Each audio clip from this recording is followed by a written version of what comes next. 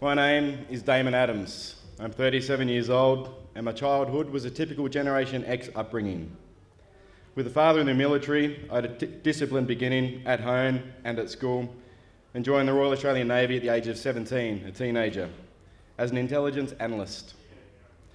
My exposure to drugs at that time of my life were alcohol and tobacco, and I tried cannabis in year 11, where I had my first exposure to a plant that would one day change my life. Every drug user I saw was a junkie, regardless of purpose, and the education of say no to drugs, this is your brain on drugs, and reefer madness was not an evidence-based and backed education that most of us grew up with, but based on mistruths, birthed by racism, and fed by fear. 1937 saw the introduction of the Tax Act against cannabis by Harry Anslinger, head of the Federal Bureau of Narcotics at the time, which ceased the relationship between humans and a plant which had been used for 10 millennia before. He was quoted at the time as saying, "Most marijuana smokers are Negroes, Hispanics, jazz musicians and entertainers. Their satanic music is driven by marijuana, and marijuana smoking by white women makes them want to seek sexual relations with Negroes, entertainers and others. It is a drug that causes insanity, criminality and death, the most violence-causing drug in the history of mankind." He said it. The New York Academy of Medicine, in the 1944 LaGuardia Committee report, refuted Anslinger's claims to the dangers he said cannabis caused, including the gateway theory. Anslinger replied saying the doctors were dangerous and threatened to have anyone in prison that researched cannabis. And so began the age of prohibition.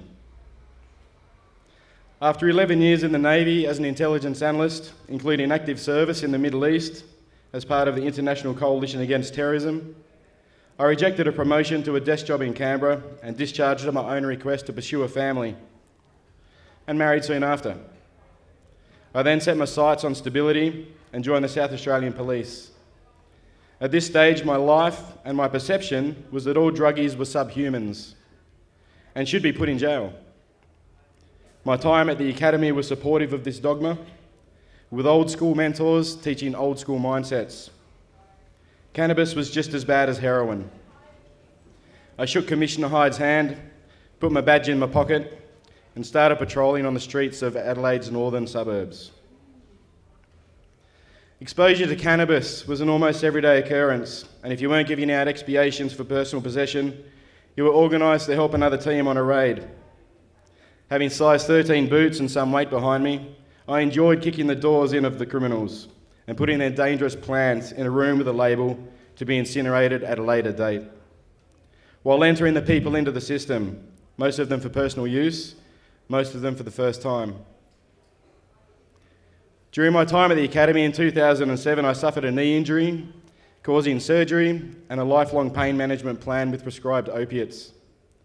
My dosage was increased as time went on, as the pain got worse from irreversible deterioration.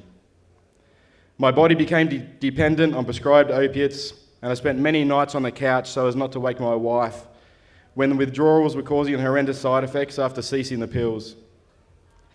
The side effects were causing me to take more medication, which meant a cocktail of 2 or 3 types of medication, each of them to counter the other's effects, all consumed legally. After 4 years with the police, I left to continue studies and became a stay-at-home dad to my 2 sons while my wife worked. At that time, I was prescribed enough opiates to fatally overdose on a $6 prescription. There had to be another option. A friend with multiple sclerosis mentioned cannabis in a conversation I was having with her and suggested I try it for my pain. I think I may have guffawed a snorty reply, and she picked up on my body language, and she gave me a quick education on how she uses it and how it affects her symptoms. It was a defining moment in my life, and I struggled to process information that went against anything I was ever taught about drugs. I agreed to try it, and I sourced it for the first time in my life as a criminal. My legal options had run out. My pain is a constant companion, only dulled by the opiates, which also dull your personality, relationships with others, and your own life. The desperation for something other than pills had reached a stage where I no longer feared for my own clean record and moralistic way of living, and would do absolutely anything not to only lessen the pain, but also not be subjected to the side effects and secondary medications and possible criminal record. I constructed a small bong, just like the dozens I'd taken from sad teenagers in the years previously as a police officer, and inhaled a lungful of cannabis smoke. I was expecting to get the munchies, I was expecting to get a dry mouth, but what I was not expecting was the effect it had on my pain. It didn't remove the pain, yet it was at such a level that it did not hinder my movement or that I was cognitively aware of the pain. And I could still maintain an active and functional lifestyle. It was instant relief. Not only was the pain being managed better than the opiates could, but other aspects of my life also improved, including my sleep, my own health, and personal relationships. I was still a criminal for treating myself illegally. I had two choices to treat my pain: buy a packet of prescribed opiates for $6, which gave more problems on top of my pain, or buy cannabis on the black market at black market prices and no quality control. The cannabis could do what the opiates never could, so it was a no-brainer for me. The quality of life was worth the risk. What I also risked was a lifetime of mateships with military and police colleagues when I came out as a cannabis advocate and started re-educating family and peers on evidence-based cannabis research. I was determined to find out why I was a criminal and why the plant was so stigmatised and prohibited. It didn't take long to realise my entire education I'd ever received about drugs or cannabis was completely untrue and not founded on evidence-based science. Research of cannabis studies led me to an awareness of a few truths I'd previously not known. Our own endocannabinoid system, its prevalence of receptors in our brain and immune system, and how it interacts with the cannabinoids produced not only by the cannabis plant, but also our own brain.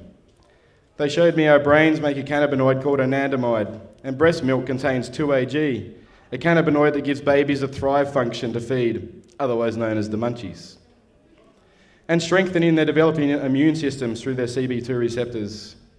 If you see a dopey baby after being breastfed, they're not milk drunk, they're milk stoned. The non-toxicity of cannabis is widely evidenced, with 0 reported overdose deaths in 5,000 years of documented medical history.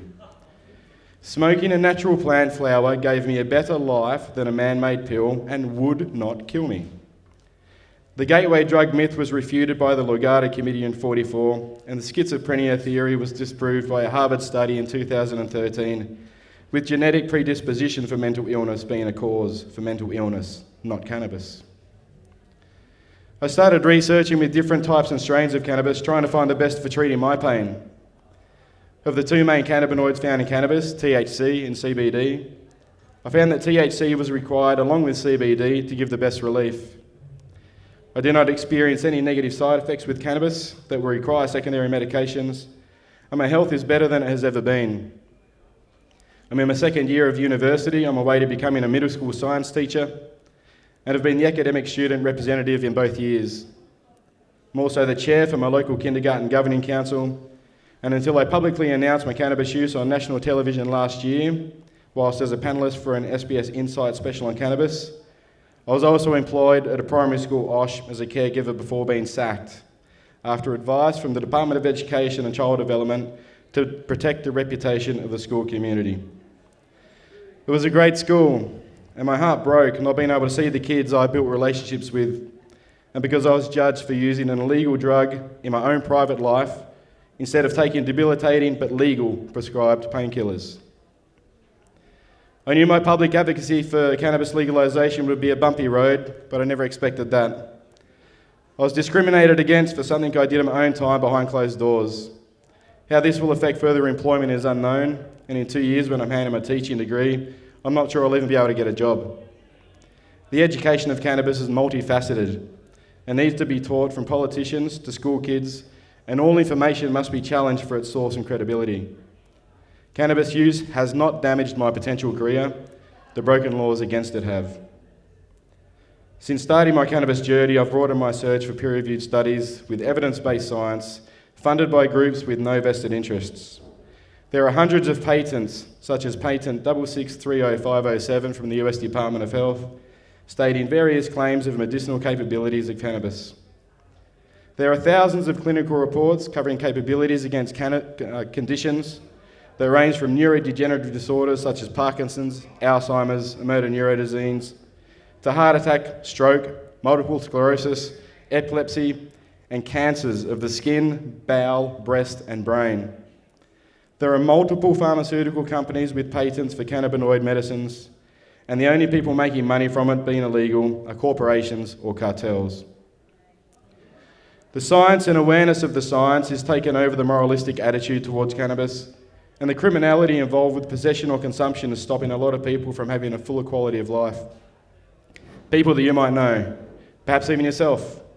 We've all had a prescription of something from the pharmacist, and we all know someone affected by cancer, pain, epilepsy, list goes on.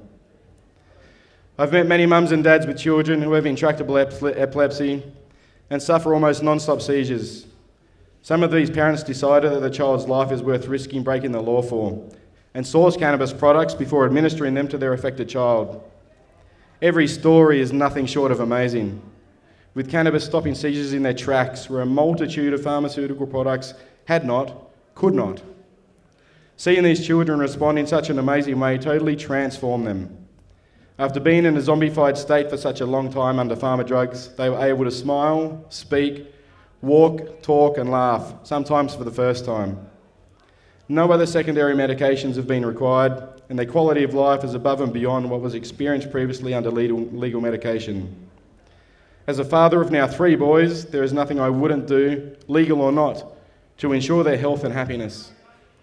Some parents have gone public with their story of giving cannabis to their children in an effort to help give a voice and support the silent majority that can't risk it.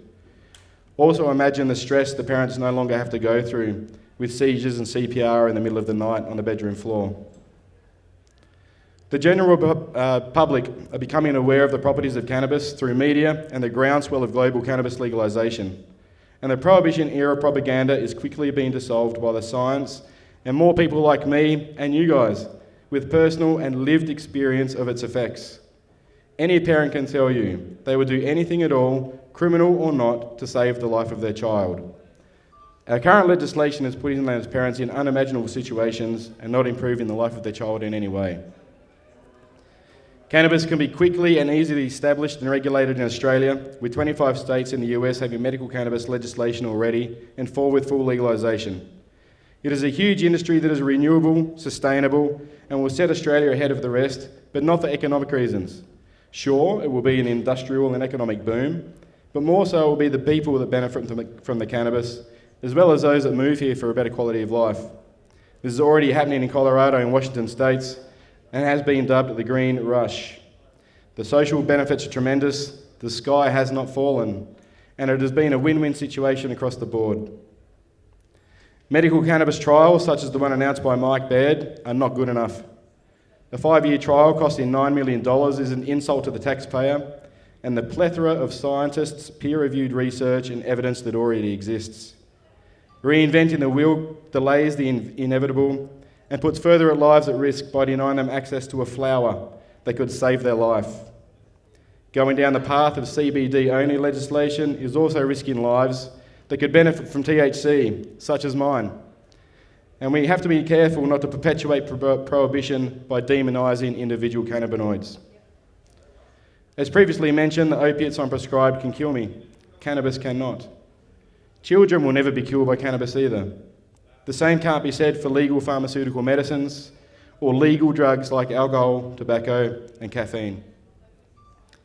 I've served my state and I've served my country. I know firsthand the cannabis laws are not only useless, they are harmful to our society. I was a federal Senate candidate for the Drug Law Reform Party led by Greg Chipp in 2013, and I'm a Vice President of LEAP Australia, which is made up of ex and current members of the Justice System Against Prohibition and the failed war on drugs. Not once during my policing did I experience a violent cannabis user. Alcohol was by far and away the drug that fueled the quantity of aggression and damage. It disheartens and frustrates me when I know a plant can give back my quality of life, yet I'm treated like a criminal because of this choice. Alcohol is celebrated in our society, yet we have become blind and complacent to the damage it causes. The World Health Organization states there is a death every 6 seconds from tobacco and every 10 seconds from alcohol. With the two most widely accepted drugs in the world causing the most amount of harm, it's absurd that cannabis, with its 0 recorded deaths, is still being enforced as illegal. In September of last year, a report was released from the Global Commission on Drug Policy, made up of former presidents, prime ministers, United Nations Secretary General and High Commissioners, among others. It recommended a legalised and regulated cannabis market, which focused on reduction of harm with a bonus of immense social, economic, health and justice benefits. Tony Abbott mentioned last year in a letter to Alan Jones, "I have no problem with the medical use of cannabis, just as I have no problem with the medical use of opiates." He also stated, "If a drug is needed for a valid medicinal purpose and is being administered safely, there should be no question of its legality. And if a drug that is proven to be safe abroad is needed here, it should be available." I spoke to Alan on his show about what Tony said, and neither of us knew why reform wasn't happening. How much longer do we have to wait for someone brave enough to stand up for what is right and do what is required to right the wrongs of the past? It's time we left the moralistic and ideological past and focused on the science of the present to have a profoundly positive effect on the future of our state, its parents and our children. My name is Damon Adams, I'm a cannabis consumer, and what can I do for you? Thank you.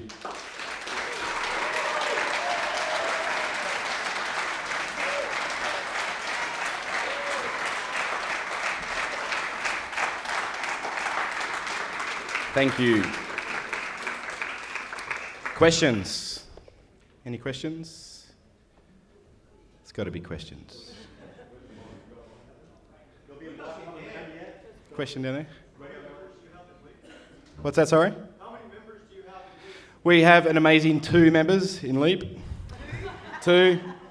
There's Paul Cubit. He is a correctionals officer in the ACT, and myself. It's been very hard to get funding or seed funding from the main LEAP guys overseas and that sort of stuff, and it's always been a struggle, but we keep it alive and keep floating and see how we go. Cheers. Yeah, mate? Are there other police who actually feel Many. But there's also other police that also have a pay packet to protect, a mortgage to pay, kids to protect, and unfortunately there's a lot of people that can't voice their own opinions because they need a job. And that's the end of the story, really. It's just they've got to protect their money or their honesty. So it's unfortunate, and like I said, it's disheartening to see that it happens, but I was there and I know what it was like, and it was like anyone else in these times, I guess. If you've got a mortgage to pay and that income's not there, then you do what you do and you get told to do what you got to do, and yes sir, no sir, 3 bags full sir. Go home and get pissed off with the world and go back to work the next day. Yeah. Now there's a mic coming around with questions, so yes, thank you. Please wait until you have the microphone before you start. Thank you. Hi, Damon. Hi, Will. How you doing? My question is, I'm really interested in what opportunities do you see for medical cannabis to be associated with broader drug law reform advocacy? Like, where are the opportunities and the limits, and what are the priorities right now, I suppose? Yeah, I think there's a bit of a war happening at the moment with in the political stage. I briefed a few senators and that sort of stuff a few weeks ago. Yesterday there were roundtable talks in SA that I pre-recorded for. There's a bit of a demonisation going on between medical and recreational cannabis. It's really hard to try to explain to people that our bodies don't discriminate or differentiate between a bag of medical cannabis or a bag of recreational cannabis.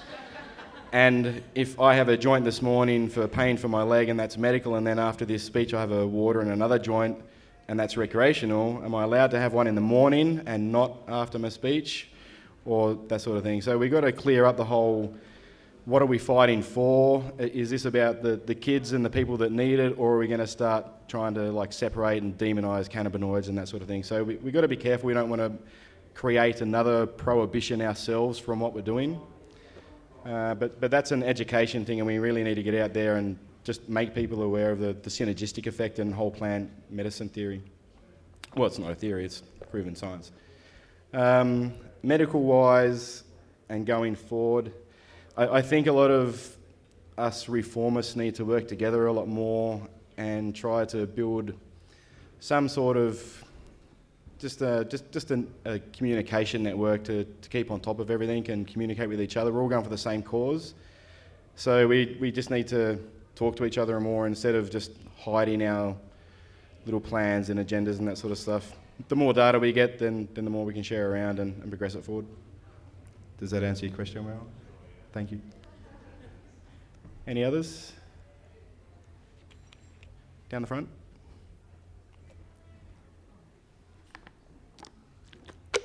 Sorry for the sweating, it's a bit bright up here. Have you ever heard of Dr. Emoto? He's Japanese. He passed away last year, I think. He actually says that the marijuana plant brings healing to the land. The vibrations of the plant bring healing. Have you heard of that? No, I haven't heard of the doctor himself, but your story does remind me about something I just found out. They had a old mining site around Siberia that got shut down for 30 years, and one of the first plants they found growing back inside the mine site was Cannabis ruderalis. No one knew how it got there, no one knew why, but it was there. And they used cannabis at Chernobyl to help clean up the soil content as well when it was there. So it's a great plant, everyone knows it works. We just got to get this information out there and educate the school kids as well as the politicians. But we need to do that without being zealots, and it's a bit hard for me sometimes. I get passionate and angry about what I'm fighting for. I don't represent really any organisation besides LEAP. I'm a freelance cannabis volunteer lobbyist. And the more we can just get out there and just give people the polite facts, and if they choose to ignore the facts, then we just need to keep on banging that door until they go. But it's happening quick. Any more? Oop, one in the middle. I'd just like to hear more about LEAP, your vision for it, and the international connection. Yeah, the international connection, I don't think there is a connection there. They sort of let us go on our own and said, let's see how you can build it yourselves, which wasn't too nice. But I think until it starts becoming a little bit less stigmatised and more mainstream, and more police are allowed to come out and talk about it openly without being chastised or stigmatised in their workplace. I think once we get more people on board from the police as well, Mick Palmer and that sort of stuff, that can talk about these things openly and not have to worry about any implications with their employment. It will slowly happen. We'll slowly get it up again and get it going, but it's one of those slow processes. So if you know any ex-coppers or the guys down the road, get them to join up. Yeah, I had a chat with them, let them know I was doing the speech this morning, but they all said they were on shift work and needed sleep, and it's a hard life for the boys. I can't believe there's 9 cops in a town of 400 people. Can't believe it. It's crazy. Yeah, 99 this weekend. All right, that's it, guys. Any more questions? I'm done. Sweet, no worries. Cheers.